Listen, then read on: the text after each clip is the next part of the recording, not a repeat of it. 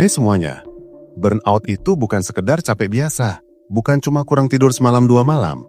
Ini adalah kondisi kelelahan fisik, mental, dan emosional yang parah, yang muncul akibat stres kronis yang tidak tertangani. Bayangkan saja, kamu terus-menerus memacu mesin sampai olinya kering, bensinnya habis, dan mesinnya mulai berasap. Nah, kurang lebih seperti itulah burnout. Kamu mungkin merasa hampa, gak punya energi sama sekali, sinis terhadap pekerjaan, atau hal-hal yang dulu kamu sukai.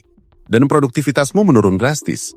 Mungkin kamu jadi sering sakit, gampang marah, atau bahkan merasa gak berguna. Kalau sudah begini, artinya kamu butuh istirahat total yang lebih dari sekedar liburan singkat. Kamu butuh rencana pemulihan yang serius. Langkah pertama dalam pemulihan burnout adalah mengakui bahwa kamu sedang burnout. Ini mungkin terdengar sepele, tapi ini adalah fondasi yang paling penting. Banyak dari kita cenderung menyangkal atau meremehkan perasaan ini. Kita bilang, cuma capek biasa, atau ini mah wajar, semua orang juga gitu. Padahal di dalam hati, kita tahu ada sesuatu yang tidak beres. Mengakui ini berarti kamu berani jujur pada diri sendiri tentang apa yang kamu rasakan. Ini bukan tanda kelemahan, justru tanda kekuatan bahwa kamu peduli pada dirimu sendiri. Coba perhatikan gejala-gejala tadi. Apakah kamu sering merasa lelah padahal sudah cukup tidur? Apakah kamu sering kesal atau sinis terhadap hal-hal yang dulu membuatmu semangat? Apakah pekerjaan yang dulu kamu cintai sekarang terasa seperti beban? Jika jawabannya iya untuk sebagian besar pertanyaan ini, kemungkinan besar kamu sedang dalam fase burnout. Setelah mengakui, langkah berikutnya adalah mencari tahu penyebabnya. Setiap orang punya pemicu burnout yang berbeda. Bisa jadi karena beban kerja yang berlebihan, lingkungan kerja yang toksik, kurangnya dukungan, tuntutan yang tidak realistis, atau bahkan ketidakseimbangan antara kehidupan pribadi dan pekerjaan. Jujurlah pada dirimu sendiri tentang apa yang paling membebani. Apakah kamu terlalu banyak mengambil pekerjaan? Apakah kamu tidak bisa menolak permintaan orang lain? Apakah kamu terlalu perfeksionis? Memahami akar masalah akan membantumu menyusun strategi pemulihan yang tepat sasaran. Setelah kamu mengakui dan memahami penyebabnya, langkah selanjutnya adalah berhenti sejenak dan istirahat total. Ini bukan liburan biasa ya. Ini adalah waktu di mana kamu benar-benar melepaskan diri dari semua pemicu stres. Kalau bisa, ambil cuti panjang dari pekerjaan. Matikan notifikasi, jauhi media sosial yang bikin stres, dan hindari interaksi dengan orang-orang yang menguras energimu. Selama periode ini, fokuslah sepenuhnya pada dirimu sendiri. Jangan merasa bersalah karena tidak melakukan apa-apa. Ingat, tubuh dan pikiranmu butuh waktu untuk mengisi ulang. Ini seperti baterai handphone yang sudah kosong melompong. Kamu tidak bisa langsung pakai. Kamu harus colok charger dan tunggu sampai penuh. Selama istirahat ini, lakukan hal-hal yang menenangkan dan menyenangkan bagimu. Bahkan jika itu hanya duduk diam, membaca buku, atau mendengarkan musik. Intinya, lakukan apapun yang membuatmu merasa damai dan tidak tertekan. Setelah fase istirahat total, langkah berikutnya adalah memulihkan energi fisik dan mental secara bertahap. Ini adalah proses yang membutuhkan kesabaran dan konsistensi. Mulailah dengan memperhatikan kebutuhan dasar tubuhmu. Pertama, tidur yang cukup dan berkualitas. Ini kunci utama. Usahakan tidur 7-9 jam setiap malam. Buat rutinitas tidur yang teratur. Tidur dan bangun di waktu yang sama setiap hari, bahkan di akhir pekan. Jauhkan gadget sebelum tidur. Redupkan lampu kamar, dan pastikan kamarmu nyaman. Kedua, makan makanan yang bergizi. Asupan nutrisi yang baik akan mendukung fungsi otak dan tubuhmu. Perbanyak konsumsi buah, sayur, protein tanpa lemak, dan biji-bijian utuh. Hindari makanan olahan, gula berlebih, dan kafein yang berlebihan, karena ini bisa memperburuk kecemasan dan kelelahan. Ketiga, bergerak aktif. Kamu tidak perlu langsung lari maraton kok. Mulailah dengan jalan kaki santai di taman, yoga ringan, atau bersepeda. Olahraga teratur membantu melepaskan endorfin, zat kimia alami di otak yang bisa meningkatkan mood dan mengurangi stres. Dengarkan tubuhmu, jangan memaksakan diri. Tujuan utamanya adalah bergerak untuk kesenangan dan kesehatan, bukan untuk mencapai target tertentu. Selain memulihkan fisik, penting juga untuk memulihkan mental dan emosional. Salah satu cara efektif adalah melakukan aktivitas yang memicu kegembiraan dan kreativitas. Pernah punya hobi yang terbengkalai? Sekaranglah waktunya untuk kembali melakukannya. Melukis, menulis, bermain musik, berkebun, memasak, atau apapun yang membuatmu merasa hidup lagi. Aktivitas ini membantu mengalihkan fokus dari stres dan memberikan rasa pencapaian. Kemudian, luangkan waktu untuk relaksasi dan meditasi. Ini bukan hal yang rumit kok. Coba teknik pernapasan dalam, seperti menarik napas perlahan dari hidung, menahan sebentar, lalu menghembuskannya perlahan dari mulut. Lakukan ini selama beberapa menit setiap hari. Ada banyak aplikasi meditasi gratis yang bisa membantumu memulai. Tujuannya adalah menenangkan pikiran yang kalut dan mengurangi kecemasan.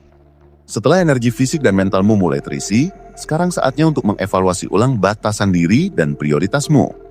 Ini adalah langkah krusial untuk mencegah burnout datang kembali. Belajarlah untuk berkata tidak. Ini mungkin sulit bagi sebagian orang, terutama jika kamu terbiasa menjadi yes man atau yes woman. Tapi ingat, kamu punya batasan. Kamu tidak bisa melakukan semuanya. Prioritaskan apa yang benar-benar penting dan yang selaras dengan nilai-nilai pribadimu. Dengan ragu menolak permintaan yang akan membebani atau menguras energimu. Ingat, menolak bukan berarti kamu jahat atau tidak kooperatif. Itu berarti kamu menghargai dirimu sendiri. Selain itu, tetapkan batasan yang jelas antara kehidupan pribadi dan pekerjaan. Di era digital ini, seringkali batasnya kabur. Matikan notifikasi pekerjaan setelah jam kerja, hindari memeriksa email kantor di akhir pekan, dan jangan membawa pekerjaan ke rumah.